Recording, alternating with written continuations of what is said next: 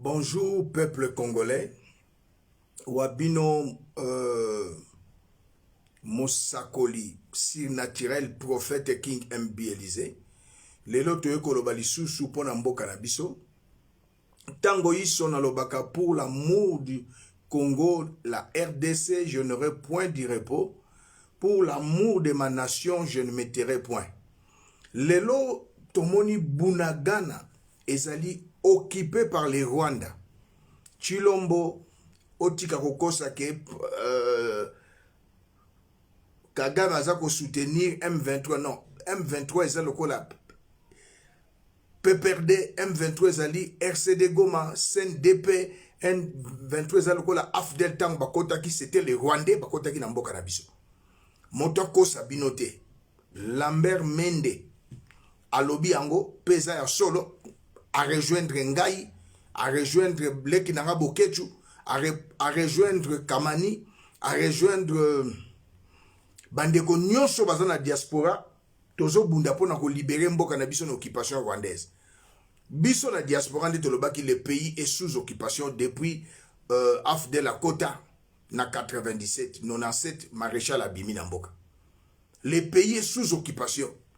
Et le bomoni lokola na régime ya lioto, régime ya ben conscient, ben compétent, ben naïf, ya Chilombo, mboka lelo Bunagana, tozasu na 145 territoires, tito komi na 144 territoires, Bunagana yangwana ekei, ye ba voyage pamba, moto, aloba te tokoloba.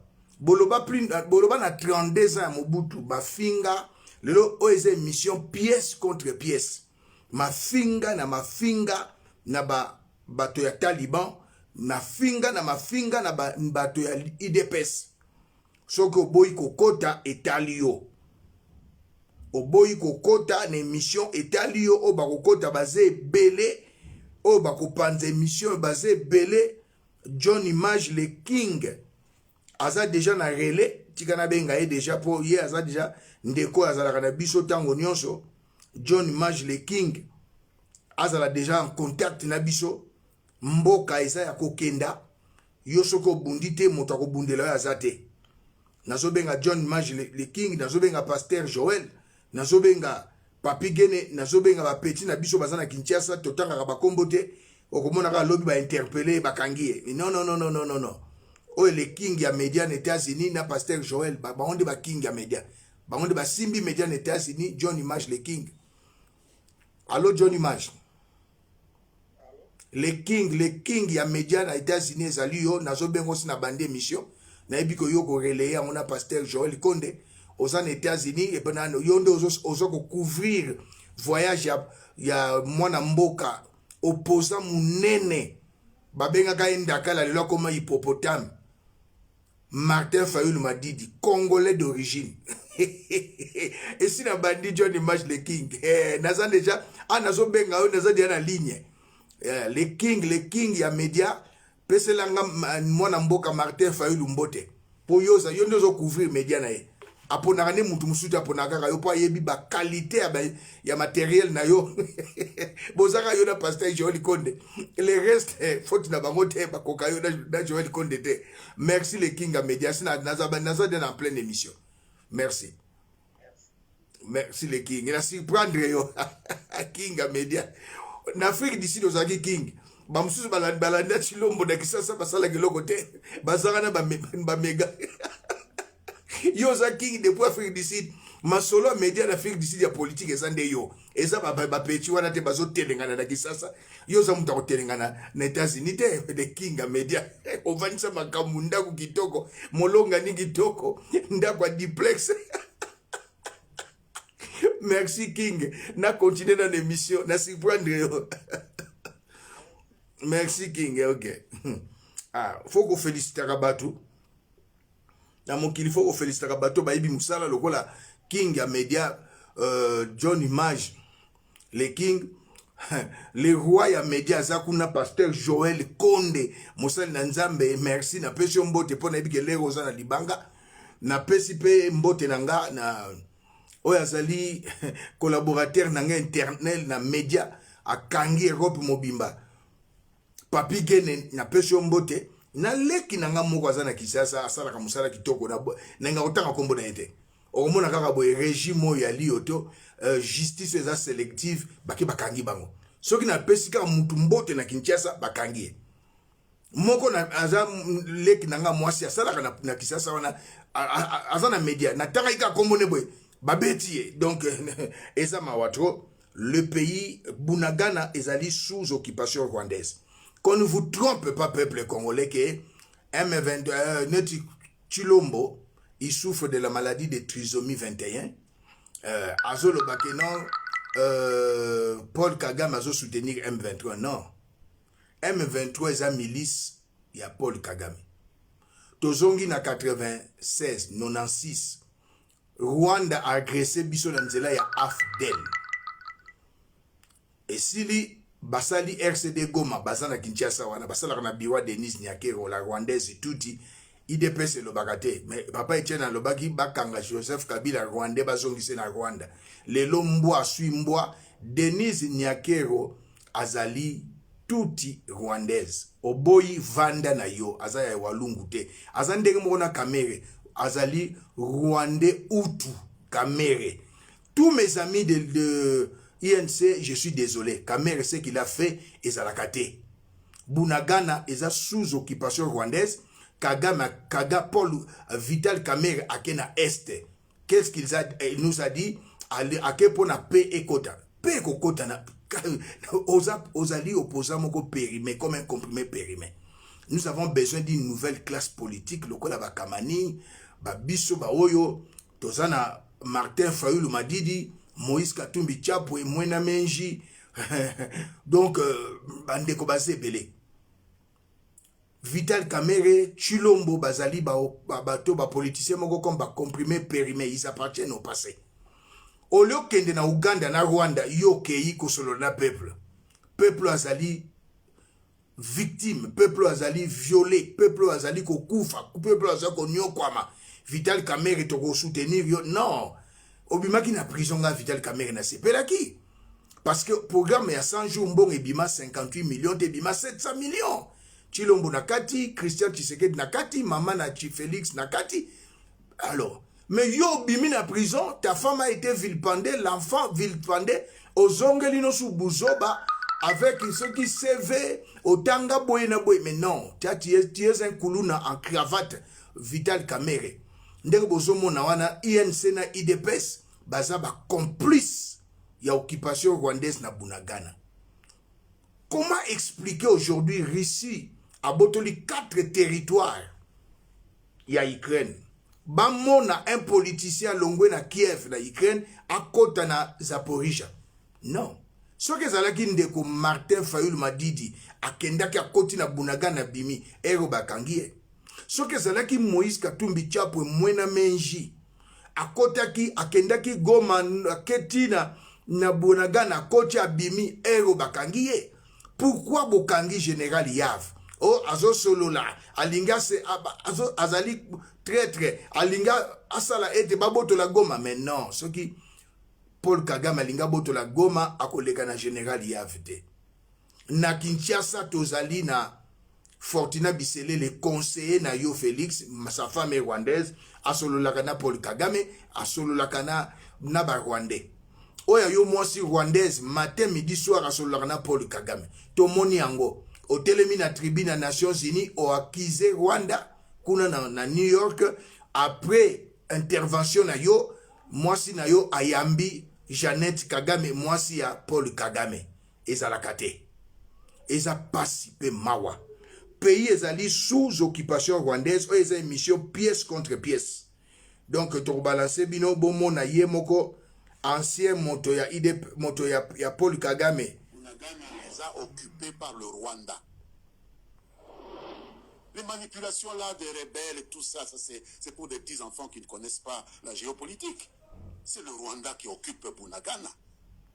Et tout esprit normalement constitué, aussi bien au Congo qu'ailleurs, respectueux des principes qui régissent les relations internationales, doit être révolté.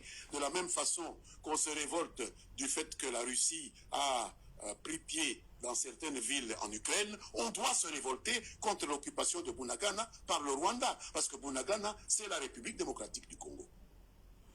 Bolandi Mende a rejoindre Ngai, a rejoindre Diaspora, a rejoindre Bisonyoso, Toloba Yango depuis, ye lelo Mende Moutue Bandi Kosala, Bunagana Baïb Sabino Makambu ya M23, M23 ce sont des Rwandais.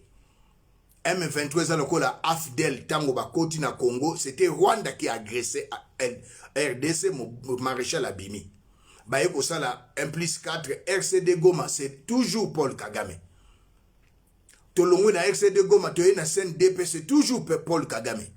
Na ebi mode opératoire ya ba Rwandais, j'ai travaillé na Demiap comme un officier ya renseignement civil. Ba ben ba personne civile ba persi. Oyo bozo mona Rwanda nde a occupé mboka na biso lokola Russie a botoli 4 territoires ya Kiev. Communauté internationale sima Rwanda.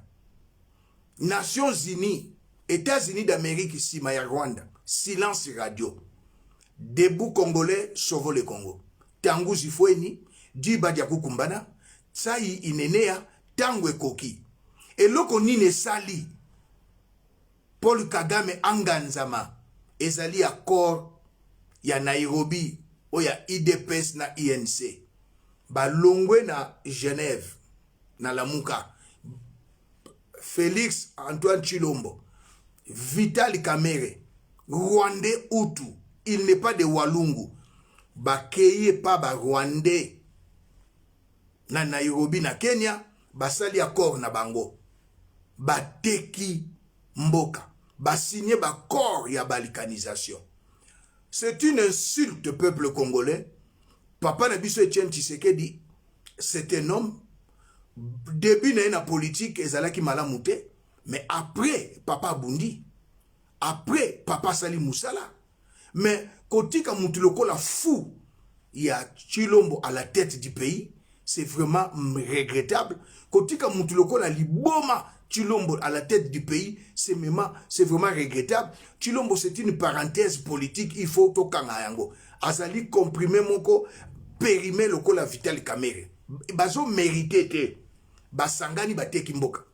Je vais vous balancer une image, une vidéo plutôt, beaucoup regrettée.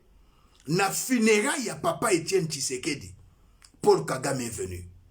Bayembi nzembo ngana ko bimsana munoko nangate.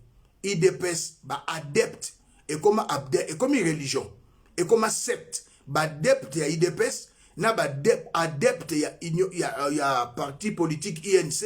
Bazo kumisa Paul Kagame oyo akota na 97 na 17 men na mboka na biso na nzela ya AFDEL. Funérailles ya Papa Etienne Tshisekedi. Protocole ya Tshilombo président nommé Ezate et comme directeur du cabinet baye na Egypte moko. Paul Kagame a yé na funérailles ya Papa Etienne Tshisekedi. La répétition est pédagogique. L'archive est très important. Bolanda bino moko peuple congolais. Sony.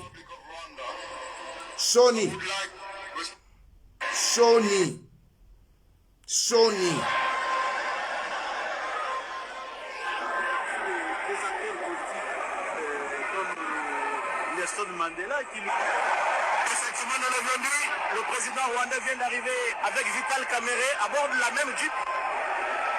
Protocole observé à l'aéroport. Criminel, terroriste, sanguinaire. Également ici au stade des Martyrs. Invité au funérailles de Papa Etienne Tshisekedi. Où sont déjà installés le président congolais Félix Antoine Tshisekedi Tshilombo et également installé le président angolais Joao Lourenço. Mais aux très chers téléspectateurs, nous annonçons si tout va pour le mieux, l'arrivée également ici à Kinshasa du président congolais Denis Sassou Nguesso. Mr. President Kagame of the Republic of Rwanda, I would like respectfully to invite you to come and deposit your flowers.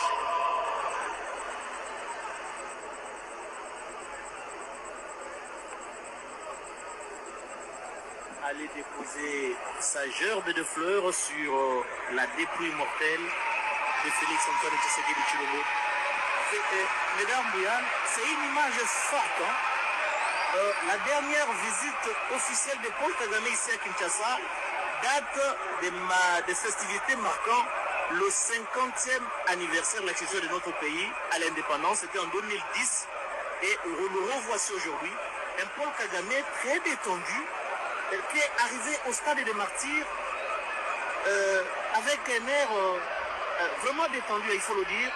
Et Paul Kagame qui est venu apporter son soutien à son homologue congolais, Félix Antoine Tshisekedi Tshilombo.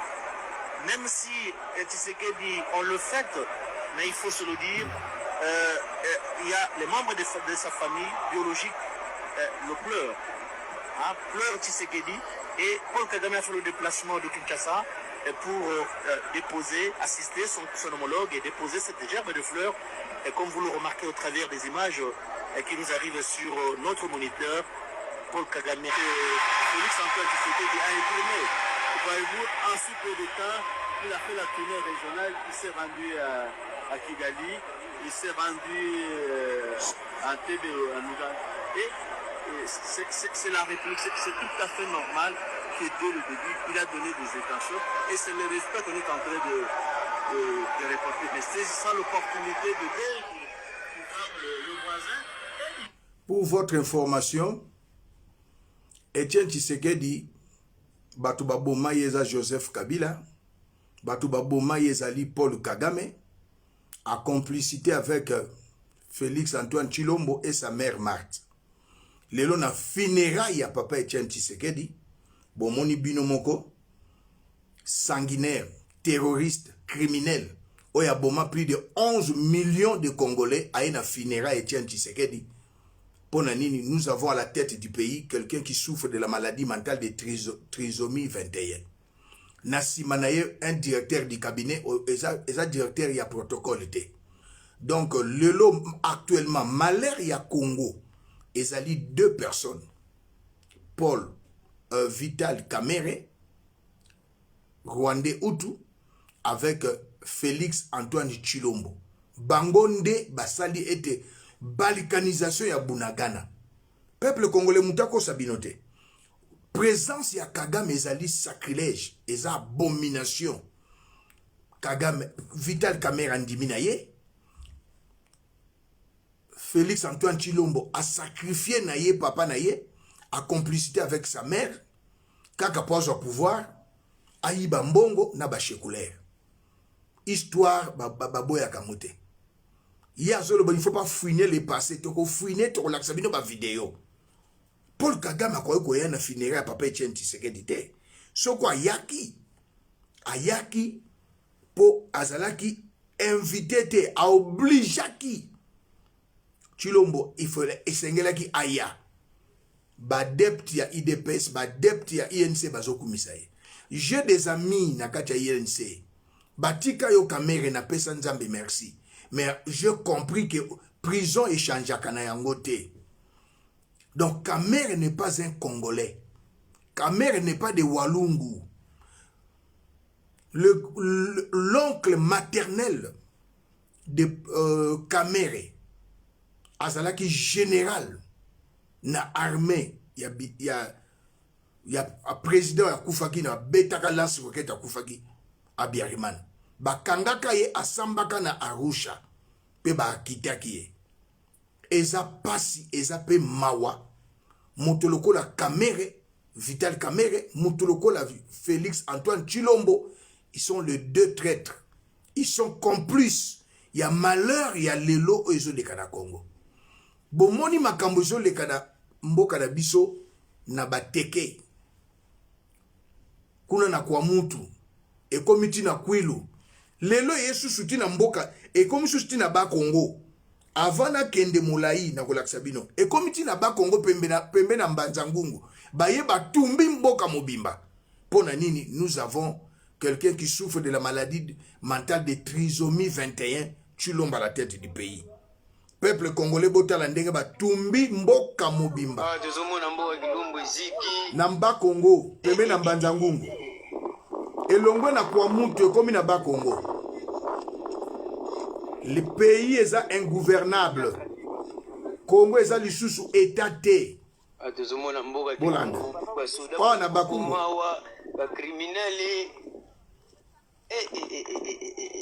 Pembe na mbanza ngungu yo mtu okumisaka Chilombo tiyenza oza aliéné, okumisaka Chilombo ozali fou, okumisaka Chilombo oza malade. Regardez-moi ça. Naba Congo. Na village. Naba Congo. Pembe na mbanza ngungu. Elongwe na kwa mutu na bandundu eke Naba Congo.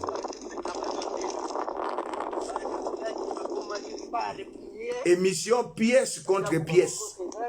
Biso tochaka ba image, tolinga ba maloba te. Maloba pe ba vidéo.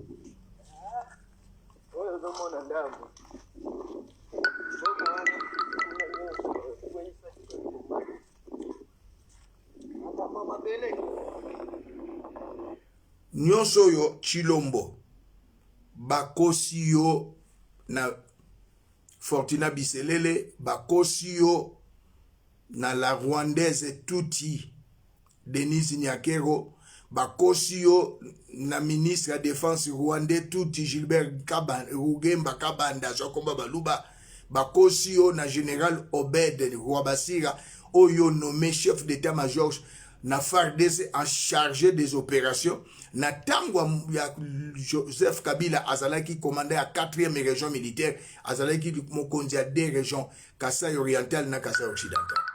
Yo ye on nommé pour qui souffre de la maladie de trisomie 21. Oyo bozo sala bakosi yo pour être élection ezalate to créer insécurité na ba province nyonso.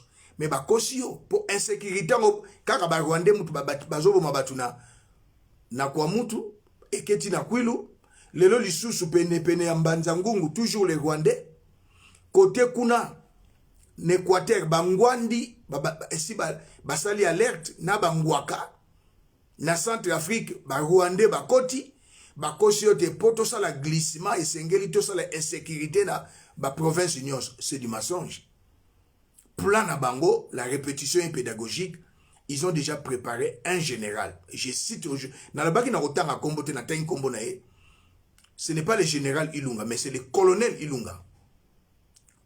Balingaki ba bomayo, vidi et chimanga, oyo bimisi, na Denise Nyakero la rwandaise, ainsi que Fortuna Biselele, balobi bomayote, ndengo voyage à pamba soko bimi basali au coup d'état, le colonel a eu pouvoir.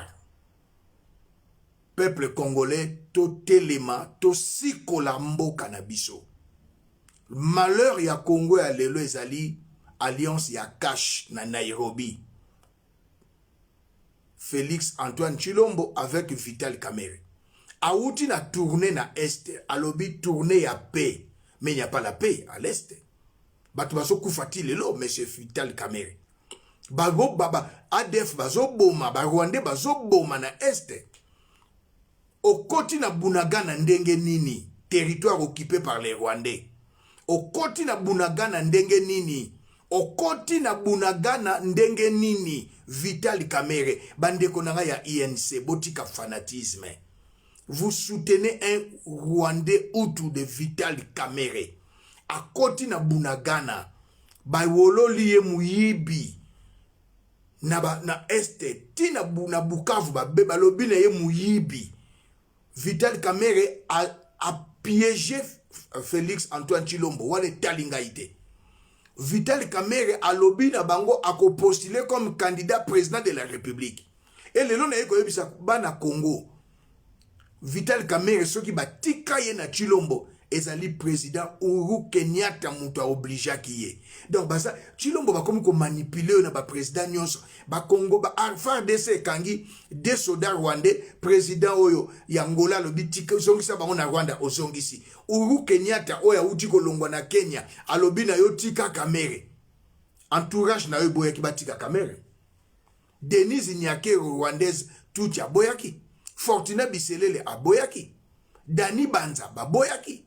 Même le voleur ici, Vidi et Chimanga, aboyaki, batika Kamerhe, mais ba obligé yo otika Kamerhe. Okamati pe otiki Kamerhe. Kamerhe a cause la candidat président de la République na 2023. Mais ba mutu ba voter azate. Kamere, tu te trompes. Ozali politicien moko périmé, comme un comprimé périmé. Malheur ya Congo lelo ezali Yona Chilombo.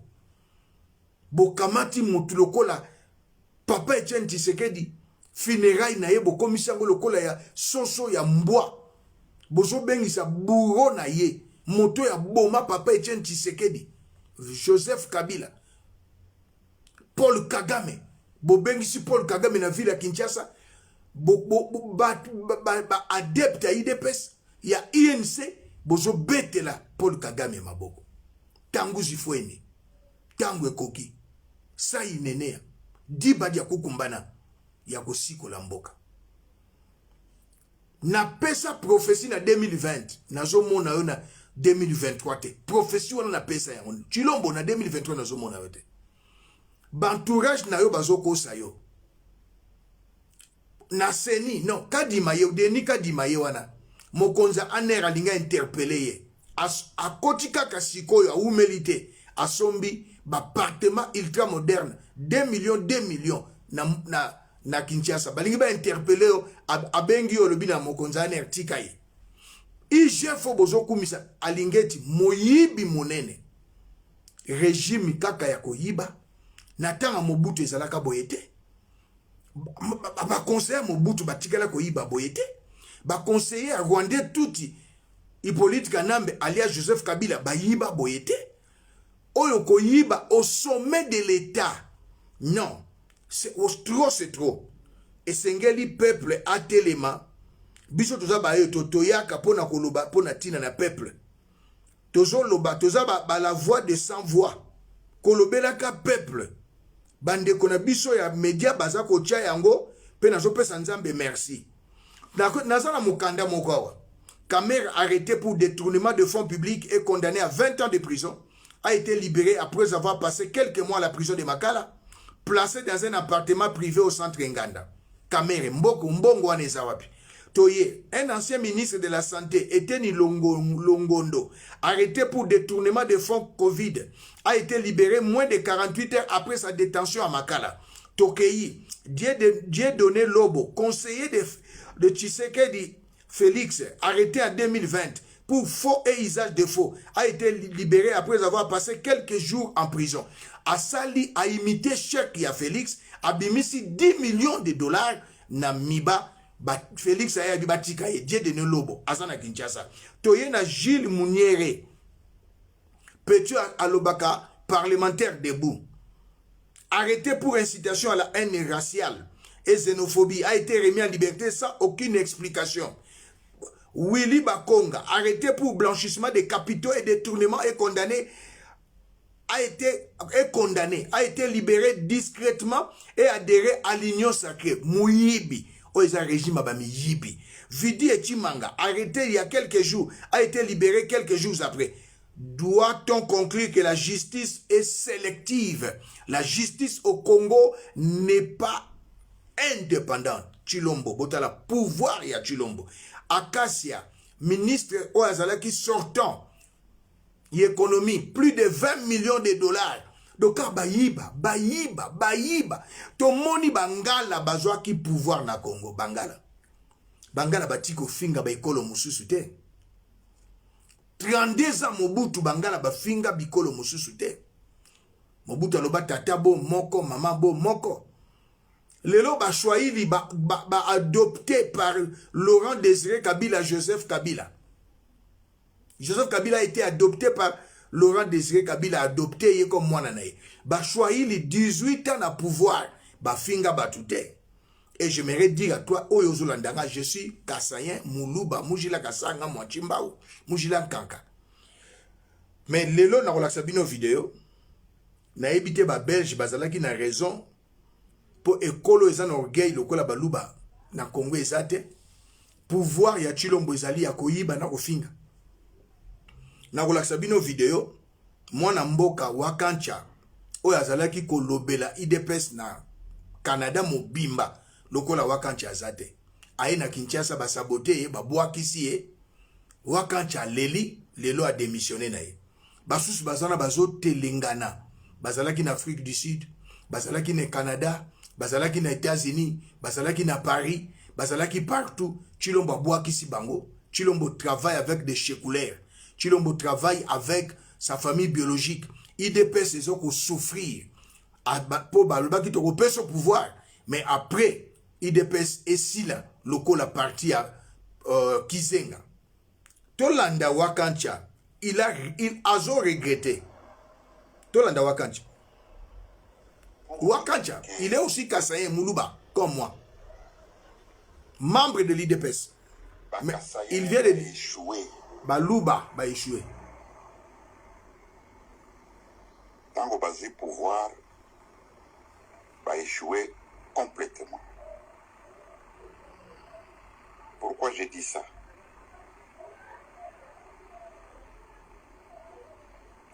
Mobutu Azaraki Mungala a eu pouvoir à Salinango 32 ans. La plupart Baoui Bazaraki Korenye et Zaraki Baluba et Zaraki Bangala. Bangala ba régné na pouvoir na Bango 32 ans. Nagotia Laurent Désiré Kabilaté parce que il y a Salakaka 4 ans. Mais Joseph Kabila a sali 18 ans. Il y a un règne. Mais il faut voir comment est-ce que Baswahili et Bakatangé, ils ont géré les pouvoirs.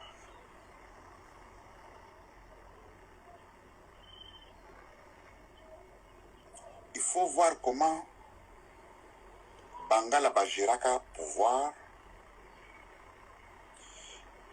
Il faut mona Baswahili ndenge Bajiraka pouvoir na Bango. Et maintenant, il faut voir Dengue Bakasayen Baluba, Baluba, Mukete Aza Moulubate, Moubindi Aza Moulubate, Baluba. Et ceux qui ont sali comparaison, vous allez voir très bien que Bakasayen va échouer. Alors, na évité Soki Belge alobaka ya solo que Kasayen encore soit pouvoir te na évité. Soki otali pouvoir ya Mobutu, otali pouvoir ya Joseph Mobutu Mungala, Joseph Katangé,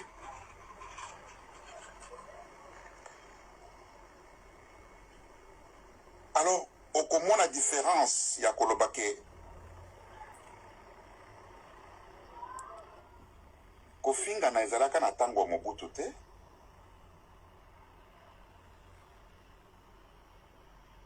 Il y avait de la politique. Bato baza ko solola, bato baza ko critiquer. Tu es comme na tango ya Joseph. Joseph a régné na Bakatangé sans qu'il y ait. Mais oyo tu es comme na ya Baluba.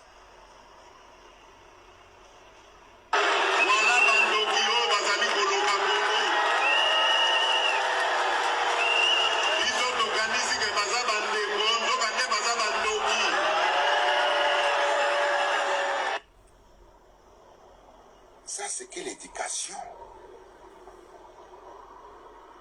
Bato bazoko finga na tina bilamba. Bato bazako finga na. Mais oyo ya Bakasayen, pouvoir ya Bakasayen, ezaka ya kofinga. Soki okomi kosala combat ya kolanda manipulation, olongwe combattant, okomi combataba. Pouvoir ya Bakasayen ezali kaka ya kofinga na mabe kofinga ngo eloko ezokamwisanga mpe lisusu nazomona mutu moko azali na États-Unis awa mutu wana azokofinga bamama mpe naza komona bamama mpe baza kokumisa ye. Je suis le frère du président de la République. Je suis libre de faire ma vie. Et moi, je fais ma vie. Qui va déjà donner l'argent parmi vous? Et tu es en train d'intimider qui? Et tu m'appelles pour m'intimider, toi, Luakabouang. Qui es-tu, toi, Luakabouang? Imbécile, Nyama, Moussenjou, Mbouji, Mpassou, Mbouaboua. On est en train de te chercher. Cherchez-moi. Vous allez me trouver, je suis là. Tu as mes coordonnées. Luakabouang. Quelle impolitesse sans éducation.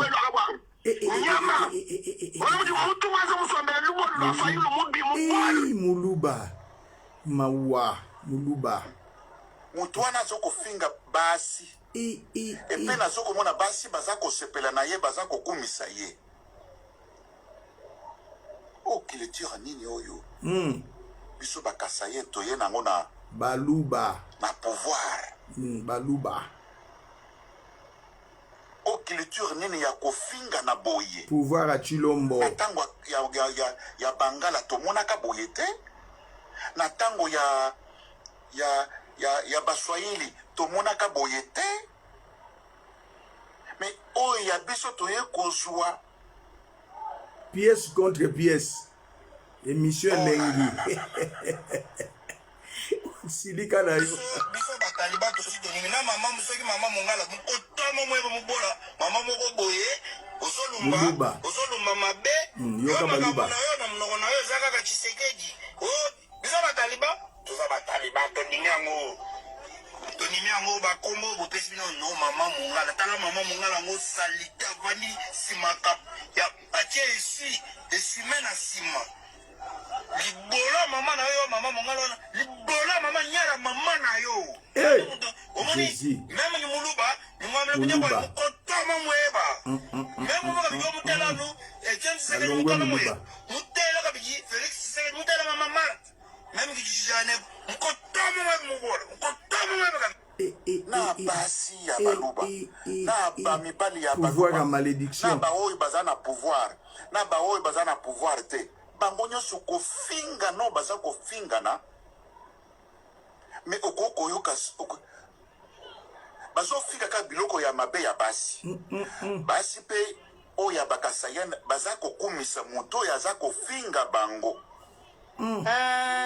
Ingénieur Goube CBD Tanya Mata Nyara mère na oh imbécile. Jésus Encore Léon Melo Tene na ba réunion Nyara mère no ingénieur Goube CBD Nyara mère na o maman na o lidobi apaka Juma Mboua te nakati donc je regrette lelo na yokolo officiellement na lobaki na longwe muluba na ozonga sute na longwe muluba bolandi baluba ne bazo finga 32 ans Mobutu Bangala bafinga kite 18 ans ya Joseph Kabila oyo fils adoptif ya Laurent Désiré Kabila bakatange bafinga kite donc na longwe muluba ngaza démission ngezali pièce contre pièce etikala kosala mate na longwe muluba ezalaka te pouvoir ya Félix ezalaka kofinga na koyiba eloko bayebi kofinga na koyiba c'est fini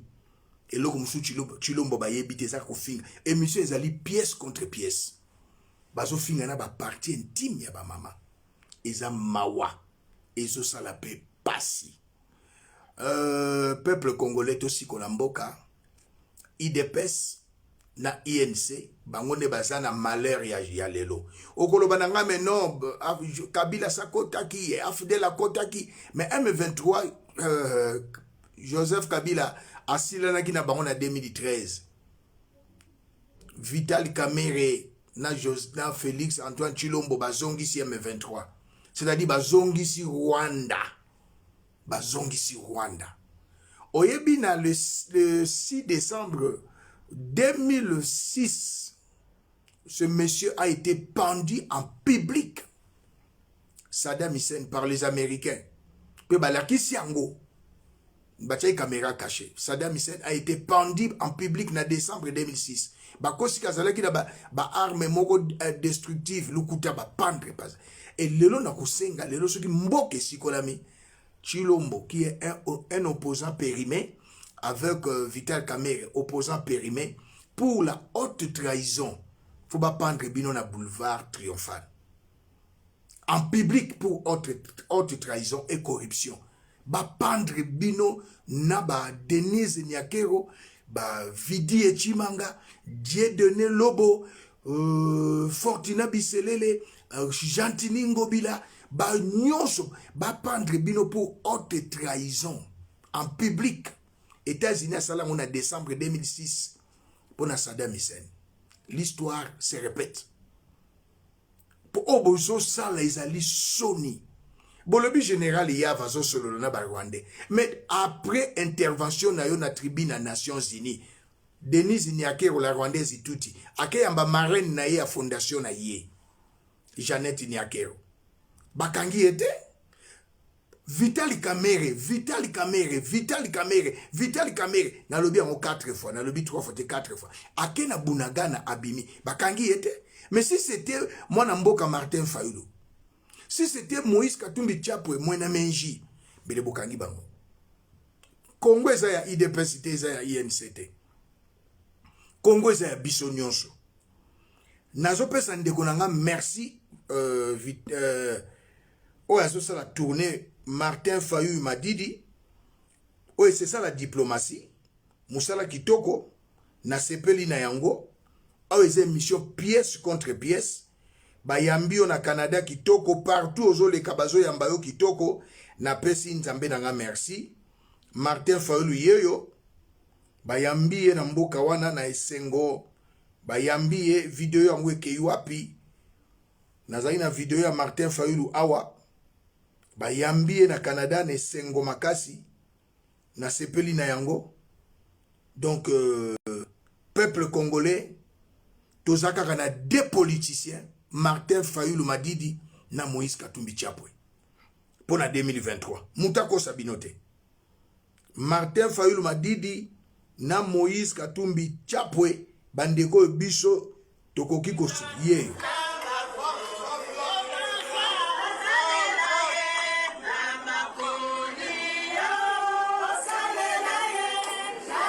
Martin Fayulu Madidi.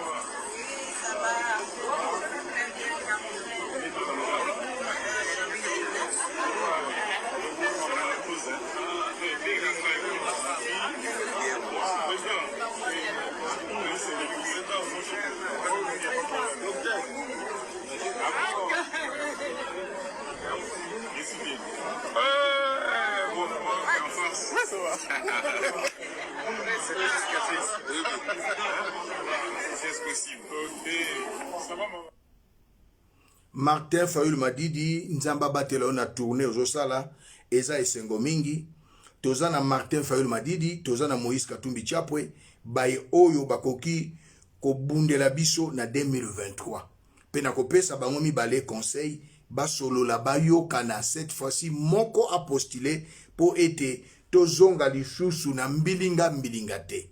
Martin Fayulu Madidi esiko zali nzamba batela yo Moïse Katumbi Tchapwe muluma nkaya mwena menji nzambe abatela yo azali susu na pouvoir te mais tala ba collaborateur na ye bazotonga bekol Chilomba tonge école te Chile Jelu ba projet Chile Jelu ba liembongo francophonie DJ cousin na ya Suisse à liembongo programme à 100 jours ba liembongo 145 territoires tokomi na 144 territoires tilelo tozoka na ezaka na mikanda o budget ya mboka ezo na mikanda électricité ezate mai ezate emploi ezate Turquie président ya Turquie ayaki na Congo ba signer accord pour na au étali social au étali armée au étali économie ba accord wana na tiroir tilelo pouvoir ya malédiction et loko moko tezo salama mais tala conseiller spécial ya président Moïse Katumbi Chapwe akei na kindu na mboka na ye akuti eloko moko malunga ezate na village moko Lubaude école ya bana bazotanga na mandalala maloba pe misala asali makambo lokola Moïse Katumbi Chapwe quand il a dirigé 8 ans et 8 mois les grands Katanga atongi l'école atongi ba maternité atongi pont oyo babengi ya Lualaba le pont le plus bétonné à RDC pour pont Maréchal les ponts suspendus o lelo famille Chilombo bazo le canapon bazo piller kuna na Lualaba pont wana mutatongi en Moïse Katumbi Chapwe deuxième poste frontalier après Matadi mutatongi ngo ba bureau administratif kuna na Kasumbalesa Moïse Katumbi Chapwe Tolanda Salomon Idi Kalonda Tolanda Salomon Idi Kalonda ndeko Tolanda makambo kitoko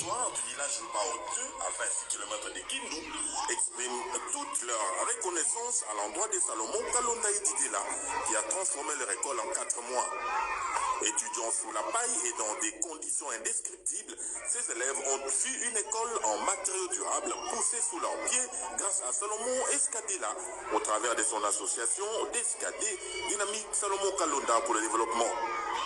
Ne faisant pas les choses à moitié, Escadela a doté cette école des pupitres pour les élèves et tables et chaises de bureau pour les enseignants. Kwa jina Mheshimiwa Salomon Escadela, initiateur wa Dynamique Escadela pour le développement. Mwenye anajenga hii masomo kuanzia ku fondation mpaka gisi nakuwa pale, alitutuma kukia kubahatia baban. Ana concrétiser promesse yake ambayo alisema atajenga hii masomo na ataiekipe. Les bénéficiaires directs de ce don sont très reconnaissants à l'endroit de leurs bienfaiteurs.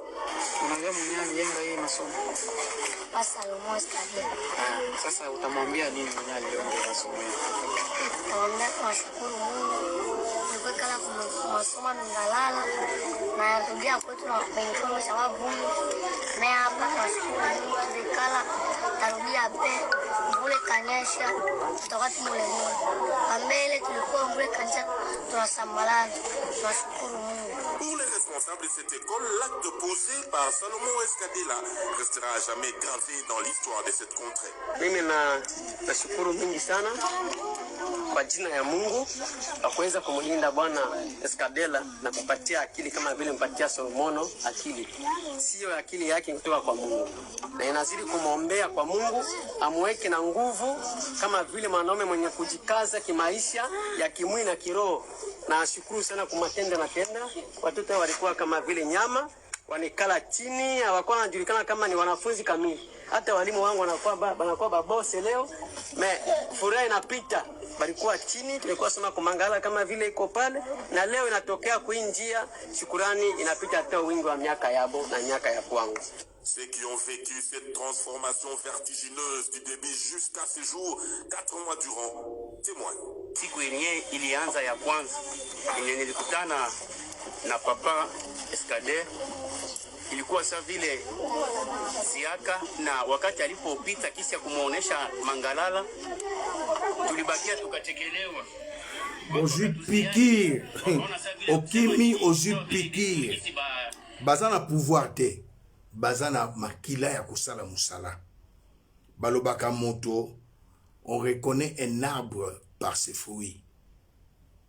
Tomoni ndeko Martin Mafayulu Madidi ye wana na tourner na kati ya diplomatie.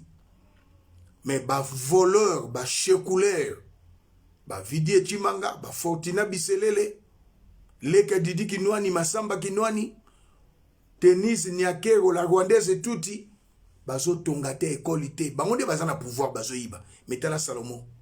Depuis 2015 que Moïse Katumbi a démissionné, mais Maloba pe misala. Sur le pas de son patron Moïse Katumbi Chapwe, Mouluman Kaya, Mwena Menji, Songa Lumawame Malenga, Boko kima. Bazo yiba matin midi soir. Masamba kinwa ni tala bandu ndenge zali. Ata dispensaire, centre médical otongite. Vidi et Chimanga, tala le Kasai, osali l'autre côté. Dieu donné Lobo, conseiller à Chilombo, a imité signature à Chilombo, a bimisi 10 millions de dollars na miba. Lelo miblede Kasai bangwana. Bande konanga ba Kasai bazo ki ba Kasai posi na longo mluba. Ba Kasai bazo kima, Kasai bazo ke nakatanga. Et pas Moïse Katumbi, pour le koluka fufu, koluka kolia. Mais matin, midi, soir, bozol, ba n'importe quoi. Maloba pe misala. Et ce ça n'a pas si pe mawa. Congolais to telema. Congolais to bundela mboka. Congolais to sikola mboka. Mboka ekoko kendaka boyete. Na boyi yango mboka ekoko kendaka boyete. Natikali na 2 vidéos ya kola kisabino. Willy Mishiki, il est de l'Est. Alakisi biso ndenge nouveau président ya Kenya akosi Chilombo. Chilombo na New York alobi na RFI na France 24 bako kima force ya État de l'Afrique de l'Est zoya ekolongola ba Rwandais. Mais non, la charité bien ordonnée commence par soi-même. Yo cha mutema na Kenyan. Mais Willy Mishik alobi vérité yango. Nous attendions l'arrivée des forces spéciales. Malheureusement, pour nous, je dois dire la vérité, que les gouvernements au niveau de Kenya, c'est nous qui avons demandé que les commandements soient placés entre les mains des Kenyans. Nous avions confiance au président Uhuru. Mais actuellement, maintenant, le président qui est là est d'origine rwandaise. Alors maintenant, on a changé. Yango omoni ba troupe kenyan. Oye, il fallait pas de Luganda, pas kota Bunagana banamo. Mais Baleki, il cherche. C'est ce que le président avait annoncé. Justement, maintenant, le président a changé ma cambo. Ba côté frontière, oya il cherche.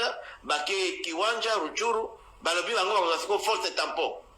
Donc ba vous entrer FRDC, naba M23. Et ça c'est dangereux. Dans le but, c'est dangereux puisque ça frise la balkanisation. Parce que ceux qui basent mon côté. Or, l'accord de Nairobi, la résolution du conclave des chefs d'État et de gouvernement de pays de la communauté de l'Afrique de l'Est était claire. La force spéciale a comme mission de traquer les groupes armés réfractaires au processus de paix de Nairobi. Et M23 est l'un de ces groupes. Ici à Kinshasa, le chef de l'État a signé encore l'accord de déploiement. Alors, on n'a pas déployé les troupes pour les forces tampons, non. On a déployé les troupes pour ça. Donc il faudrait aujourd'hui, avant qu'il ne soit tard, revisiter ça. Mais comme nous avons un président nommé, qui souffre de la maladie mentale de la trisomie 21, à cause de l'autre côté. Bon, moi, je sais que moi, je gardienne, moi, je 2 ans, même moi, je bébé. Oh, je journaliste. C'est comme un bébé, je suis journaliste. Bon, je suis na New York. Bako benga na bango na ba force kenyenne ezakoya. D'ailleurs, bako kota na Bunagana. Mais non. La charité bien ordonnée commence par soi-même. FARDC bo doté yango, FARDC baza makasi, FARDC bazo ba vraie formation. Ozo négliger mwana ndaku na ozo kokumisa voisin, mwana ya voisin, parce que nous avons un président inconscient. L'inconscience c'est plus que la sorcellerie. Chinombo nazo mona yo na 2023 te, na pesa ki prophétie wana na 2020 na songela molisusu. Nazo mona yo te. Lokola yo fundi Paul Kagame publiquement na assemblée générale des Nations Unies, ba américain, ba français, ba vomir yo. Ba vomir yo. Na assemblée générale des Nations Unies, président ya Union africaine. Président ya Sénégal. Alobi makambu nyonso ya Afrique. Alobi makambu ya Tchad. Alobi makambu ya Centrafrique. Alobi makambu ya Burkina Faso, alobi makambu ya terrorisme, alobi makambu ya Mali na Guinée, asali yango na nko, alobi makambu ya RDC na Rwanda te. Bolanda, président ya Macky Sall ya Sénégal, actuel président ya Union africaine en exercice. Kuna na assemblée générale na New York, alobi makambu ya RDC te na Rwanda. Elobeli yote Chilombo. Et l'obéli yote yo fanatique ya Chilombo. Et l'obéli yote fanatique ya Kamere. Président Union africaine à lobby. Il n'a pas parlé de problème ya Congo na Rwanda. Nations Unies, ba français, ba américain, ba pesi mu Congo. Na Congo, tangu zifweni. Diba jaku kumbana. Ça inenea. Tangu ekoki. Un peuple se libère. To libérer mboka na biso. Chilombo deuxième mandat à Likamune. Yoweri Museveni na France 24. IDPS yoka. A lobby ango. Yeyo. Pièce contre pièce. C'est une erreur de vouloir participer aux guerres des autres. C'est une erreur. Un pays ne doit pas aller mener une guerre pour d'autres populations. Si ces gens veulent se battre, qu'ils le fassent eux-mêmes. Ces interventions étrangères déstabilisent la situation intérieure de ces pays. Ici, nous avons combattu, nous avons mené beaucoup de guerres, mais nous avons combattu par nous-mêmes. Nous n'avons jamais demandé à personne de venir combattre pour nous. Prenons l'exemple de la Somalie. C'est qu'aucune force armée nationale n'a vraiment émergé. C'est leur responsabilité. S'ils avaient créé une force armée efficace, la situation aurait été résolue depuis longtemps.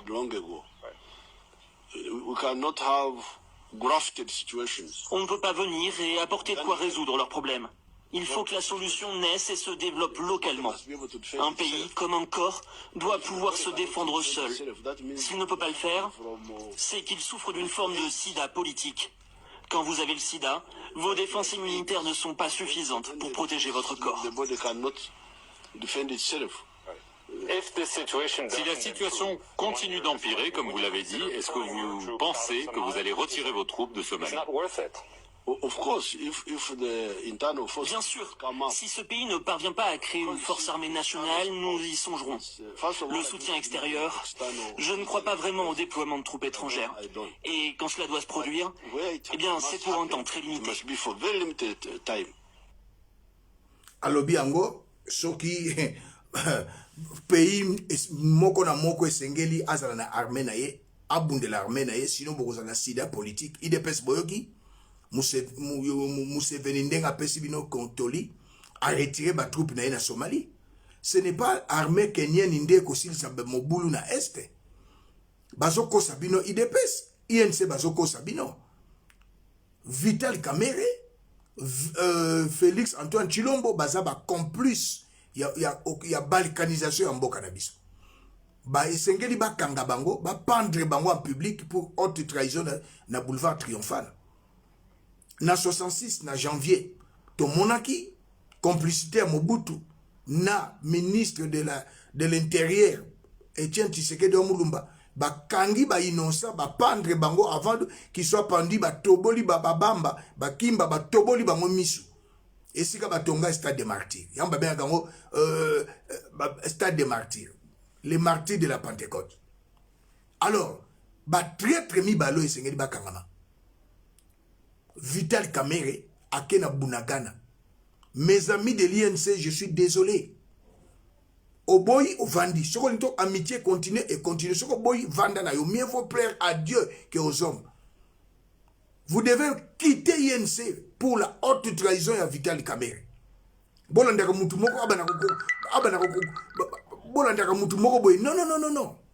Nabata IDPS, c'est bo vomir. Félix Antoine Chilombo, oya bomi IDPS, a bomi komba ya Etienne Tshisekedi Omulumba. Tango Etienne Tshisekedi Omulumba zo bunda, to yeba kite kaza muko atombolo. Lelo bakumo ko benga muko atombolo tribaliste. Alors peuple congolais totalement comme un seul homme. Armée, police, population, kokanga Chilombo. Kokanga Chilombo, kokanga Denise Nyakero. Denise Nyakero yoki conseil Mama Bobila Dawalobi abana kota la politique musika. Mais yo suka na yo kozala lokola ya mwasi ya Simone Bagbo. A kota prison.